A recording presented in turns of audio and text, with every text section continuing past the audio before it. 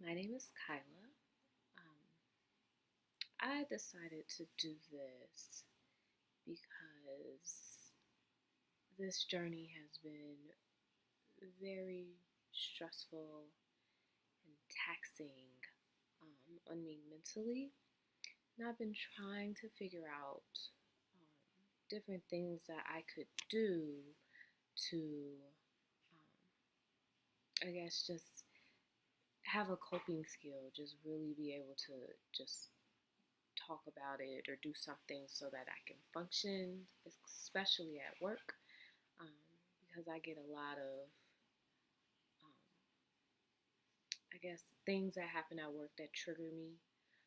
So I thought all of a sudden that I should do some video blogging to kind of just track my journey and really as a way of coping and processing um, this experience, this journey, and hopefully it will not only just inspire me to keep me to push, get me to push forward.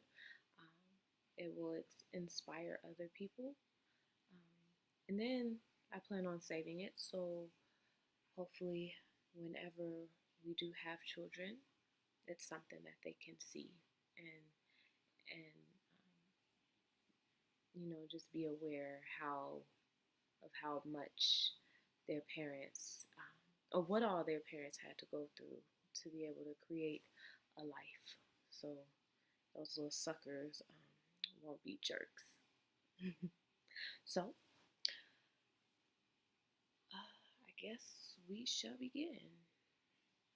Um, so anyway, my journey began around 2014, probably almost a year after my husband and I got married. We thought it would be great to start our family and realize that it wasn't, each month I wasn't pregnant. So I spoke with my gynecologist who referred me to a reproductive endocrinologist. Um, and he started doing some tests and doing some blood work. I had this thing done called a saline ultrasound where they put some fluid up my hoo ha to see if it went um, through my fallopian tubes to see if there were any blockages. And so, fortunately, there weren't, but he suggested that we start IUI, which is intrauterine insemination. And I think a lot of things happened during that time which prevented me from going to see him. And I don't think I was pleased with the services that I had with him, so I kind of stopped. I was afraid, I think, was one of the huge reasons as well, because I didn't understand what was going on, and I don't think I was given much information from him as well.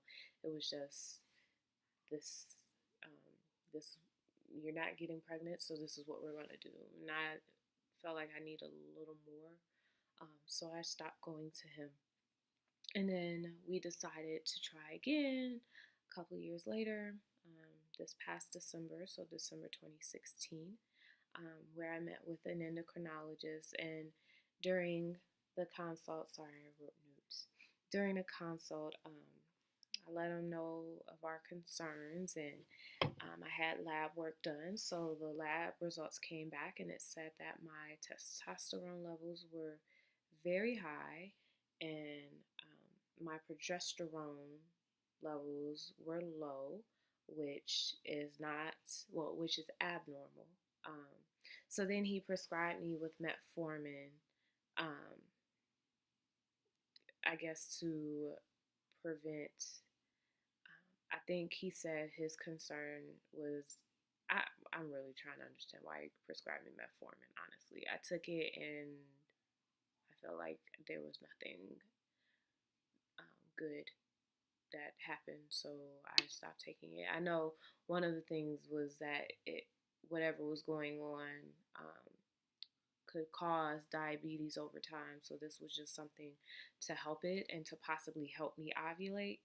Um, but I don't think it worked. But in the meantime, he referred me to the fertility clinics of Illinois. So I met with my current doctor, I think either that January or February, and I had another saline ultrasound done to rule out any other like problems or disorders, and the saline ultrasound was good. There were no blockages in my fallopian tube, so they diagnosed me with PCOS by process of elimination. PCOS means polycystic ovarian syndrome. Essentially, what I got from it was that it is a chemical imbalance. Um, because my testosterone levels are high, um, I have difficulty achieving ovulation, and that my menstrual cycle comes like 1 to 2 times per year because I'm having a hard time ovulating. Is creating difficulty conceiving a child. Um, I know I read that some other symptoms of polycystic ovarian syndrome are acne, weight gain, or trouble losing weight, extra hair on the face and body, thinning hair on the scalp, depression, and cysts in the ovaries, and um, fertility problems, of course, irregular periods. So the only thing I ever experienced throughout my entire formative years, I guess, to adulthood was a very, very, very irregular period. So that was the only thing. When I was younger, everyone was like, well, that's great. You don't have a period that often. My doctor would give me medication every once in a while to induce a period, but no one really explained to me that this could be the cause or the reason why I have my menstrual cycle is not coming. It's more so of a chemical imbalance. Um, so I really didn't know about this until a few months ago, earlier this year. And so what also during my ultrasound, my saline ultrasound, I had blood work done at that time, but they noticed a lot of dormant follicles. So I have a lot of follicles in my uterus, but or in my where are my follicles? I think it's in my uterus. I don't know. But they're dormant, so it's a lot of follicles there, which is good because that shows that I have a lot of supply that can turn into eggs and stuff. But they weren't. They were lying dormant. None of them were moving, or there was no signal to my brain telling my body to ovulate. So they were just chilling right there. So because of that, the doctor suggested that we begin treatment for IUI, which is intrauterine insemination. So with that, um, with the IUI, they give me medicine. Trying to remember what medicine they gave me. They give me letrozole. Well, I took letrozole for a few days to grow my follicles. They wanted like my follicles to be around like 20 millimeters, so just a good size they were looking for. So after that, after that, I get a trigger shot, which releases the egg, and then I go to the doctor, and then my husband goes, and he releases some sperm, and then they wash the sperm to get it in its purest form, and then they inseminate me. So that's called an intrauterine insemination. So the first time, the first round was in May, where they gave me letrozole, and it was good the first time because I only had to take letrozole 2 tablets for 5 days, and then I went and got monitored 2 days later. They said that I had a couple of eggs that were a decent size. One was in the 20s, so I got the trigger shot, which Jason did for me, my husband, um, in my belly. Gave me a trigger shot to help me ovulate, and then the next day or 2 days later, I went and had the procedure. Is quite minimal. Um, after I have to wait like an hour after Jason delivers his specimen, and they wash it, and then the procedure is like less than 5 minutes, and then I just sit for 10 minutes to let my body do its work, and then I went to work afterwards. So then I had to wait 14 days, which after the insemination, before I go to sleep, I had to start inserting progesterone up my junk. Um, so that was like a little small tablet, like opaque tablet that I would insert vaginally every day for the next 14 days. So during this time, I was not only nervous, trying to figure out, like, okay, am I pregnant? Am I not? What are some of the signs? Am I experiencing some of the signs? Oh, I'm getting nauseous. Oh, my head hurts. Oh. In addition to being extremely cranky because I'm on hormones. So I was a hot mess. And then we found out on the 14th day, I went to the doctor to get lab work done. We'll get a blood work done so that they can check my HCG level, which determines if I am pregnant or not. And so they called me while I was at work and told me that I was pregnant, but ... And so that was scary because I was really just trying to prepare myself the entire 2 weeks. Like, okay, so if I am pregnant, then great. If I'm not pregnant, then okay, it'll suck, but I'll figure out the next steps and move on. So they told me that I was pregnant, which was good, but my HCG level was very, very small, and that was concerning to them. So they wanted me to come back in 2 days so that they can check the level, because the level is supposed to double and triple and quadruple. It's supposed to grow like exponentially, and like daily it's supposed to grow. So they said that they wanted me to come in 2 days later to get more blood work.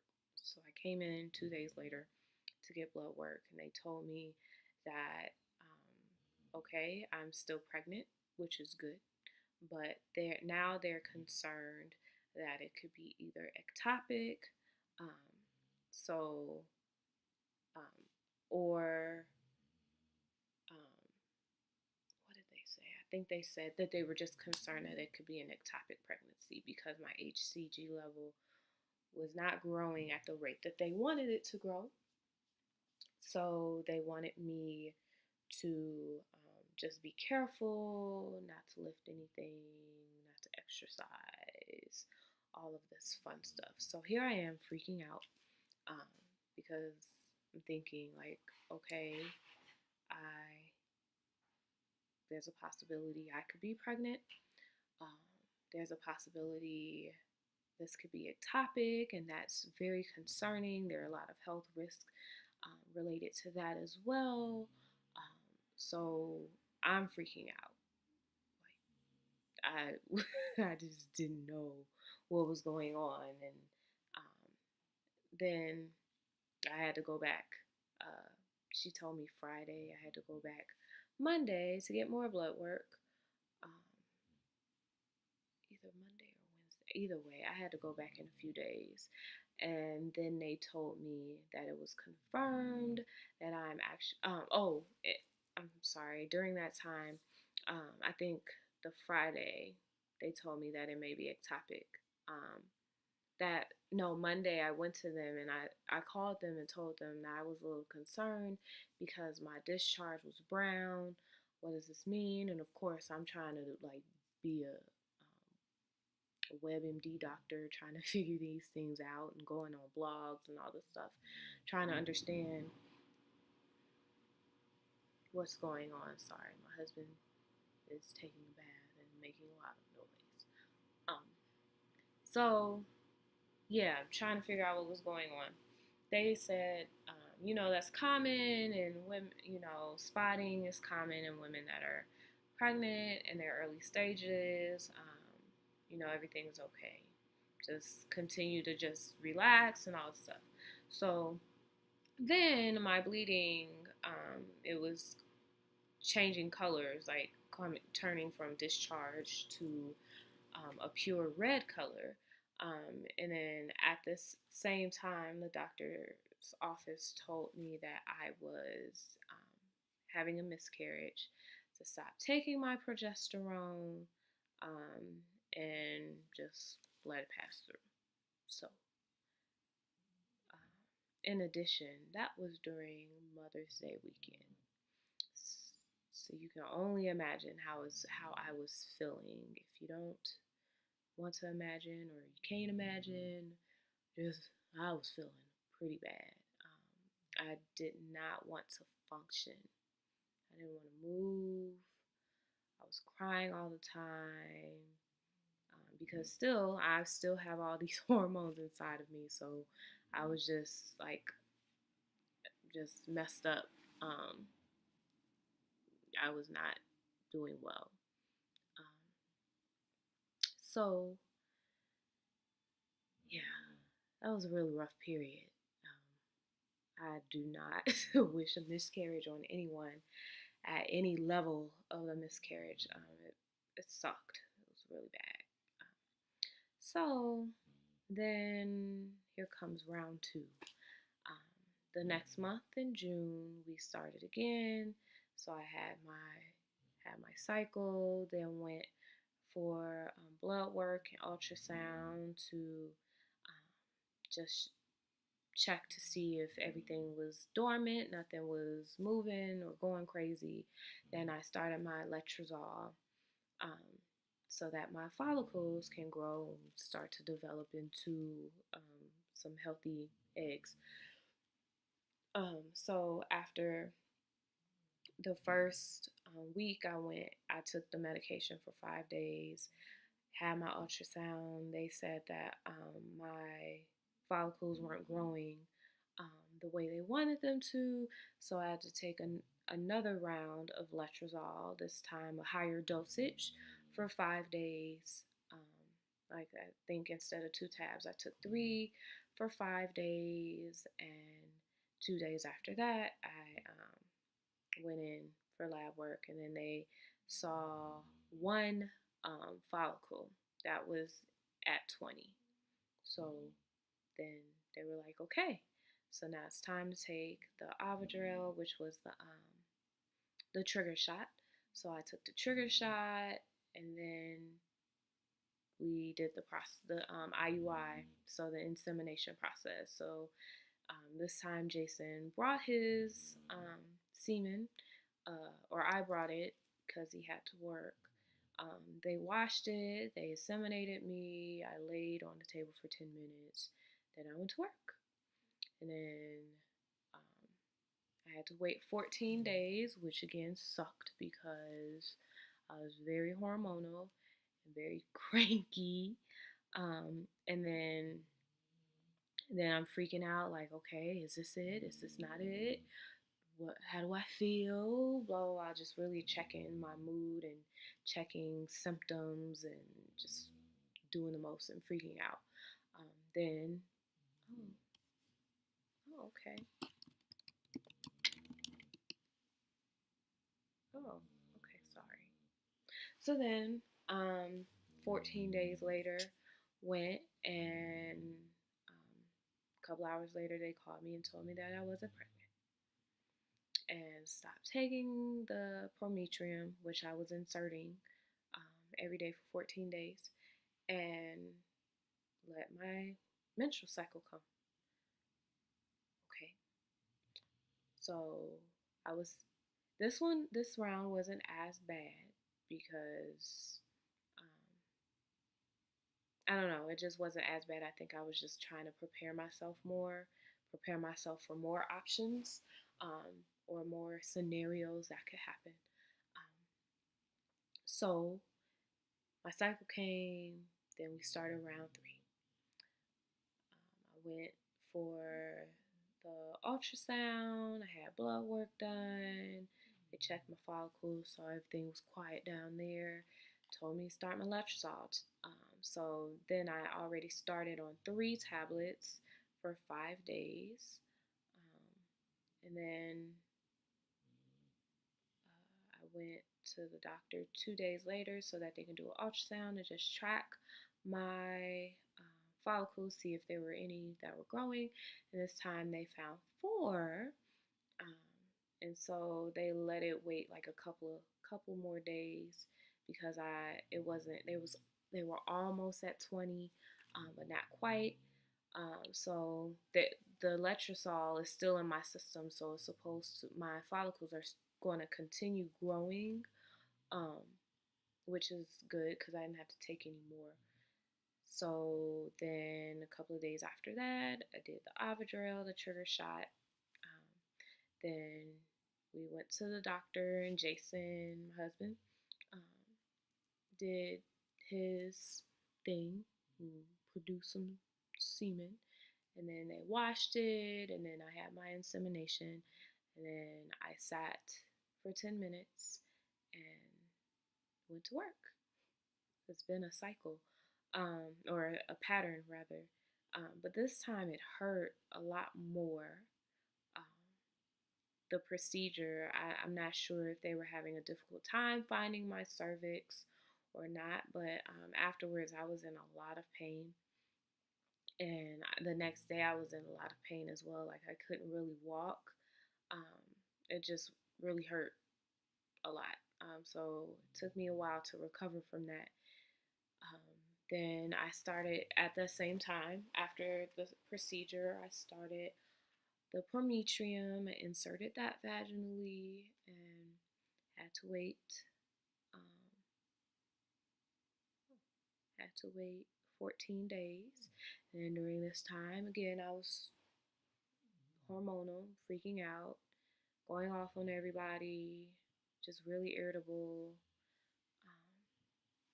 impatient. Like I just felt sorry for everyone that had to deal with me because it was hard to deal with me. So to everyone that I encountered during this time, I'm sorry. I'm so sorry. It wasn't me. Blame the hormones. Blame the hormones.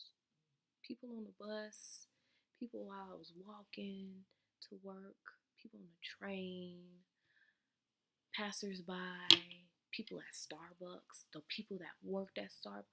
Yo, I'm so sorry. It wasn't me. It was the hormones.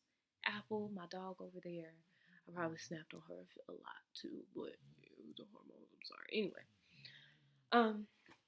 so 14 days after that, found out that I was yet again not pregnant. And so they mentioned the nurses and the doctors. They said, well, we can the doctor said that we want to do one more round of IUI before we discuss other options or IVF. And then I had to come in for a consult for IVF, just schedule that appointment. So I sent them a message after speaking with my husband, and I realized that I didn't want to do another round. It was just disappointing. The past 3 rounds just wasn't working out, and I just felt like with each round, it was just more and more difficult to achieve a pregnancy. So I was just like, forget it. Let's start IVF. I'm over IUIs not giving us what we want. I'm tired of wasting money on something that's unsuccessful. Let's go. Let's do it. So everyone was all for it. And then I met with my doctor this past Thursday. What day was that? The 5th? The 6th? Whatever day that was. I don't want to check. So she pretty much told me that I would have the green light for IVF, and she believes that it would have produced better results because of my age and because I have a good reserve. So that meant I have a lot of follicles that were lying dormant. So she called it a reserve. So I have a good reserve of follicles that can produce eggs. So she she was, I guess, not excited, but she had more confidence that this would be a good route for us to take. So I'm all for it. And so now we have to go through our insurance to see that they will approve it. I already got this huge list of medication that I have to take, and I guess I'm going to have a conversation about IVF shortly, or that's going to be a new video because it's a lot of medication. I posted a picture of it on Facebook and Instagram as an introduction that this is real. It's about to happen. So yeah, I think the last thing I wanted to talk about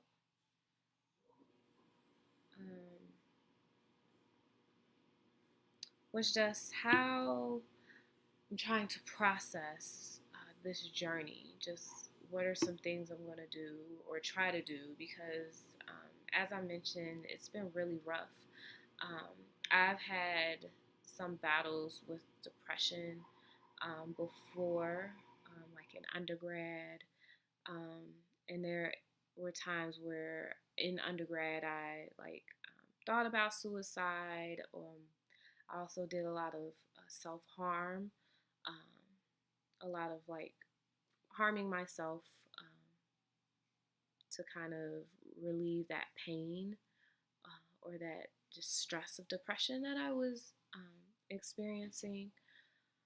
So I've been trying to figure out ways on how I can cope through this journey, because not only has it just been taxing emotionally, but on top of that, hormones are on 5 trillion. So just some things that have been helpful is I'm making myself talk about it, hence this video. I'm trying to be as transparent and as open as possible, even though I don't, because this thing is just something that people don't talk about. Because I mean, it's embarrassing. I felt a lot of shame and a lot of guilt. Shame because I felt like something was wrong with me. Guilt because I can't give my husband something that I know that he desires naturally. Got to do it with some assistance, and that sucks because it's not only time consuming, it's not cheap. So it just causes a lot of stress and yeah. So I've really been trying to talk about it a lot because it is stressful. I've been asking a lot of questions and researching. So I have my nurse's email address. So I've been sending her emails a lot. Whenever I meet with the doctor for a consultation, I'm always asking questions and having questions ready. I'm I have a good circle of friends that I went to high school with that are experiencing similar things, in addition to one of my cousins that's also experiencing something similar. So I asked them a lot of questions and we kind of bounce things back and forth, to so that I can get a better understanding of just what's going on, and that this process has been done before, on other people, so it's nothing new. Um, I've also been giving myself time to sulk, to just really, like, if I'm sad and I'm hurt and I'm depressed, or I'm in a depressive state, I'm giving myself time to just be in that moment, to not like overlook it, or I guess diminish the fact that I'm feeling like this. I'm feeling like this for a reason, so I need to just be in that moment. But in addition, I'm allowing myself like a couple of days to do that so that I can be sad, feel sorry for myself, and then what's next? Okay, what's the next step? What am I going to do? Um, and so on and so forth. So I know that has been helpful for me, and just really navigating mentally, um, what what how I'm feeling, checking myself on that, and really trying to, I guess, um, have some type of understanding or some type of closure for each step, so that I can be more equipped and prepared for the next step and the next journey. Another thing that I've been doing is seeking out a support system. I know that I'm talking about it publicly, but I guess I don't talk more about the details. Well, I'm being very detailed now, but um, I I know I tell people, the people in my circle that I choose to share it with are people that I know will make me laugh. I mean, besides my husband, he's just a given. I tell him everything. But I tell people that I know will make me laugh, because I know laughter is such a huge thing in my life. Like, I just love to laugh and crack jokes and just be super petty. Um, so I know that that helps me,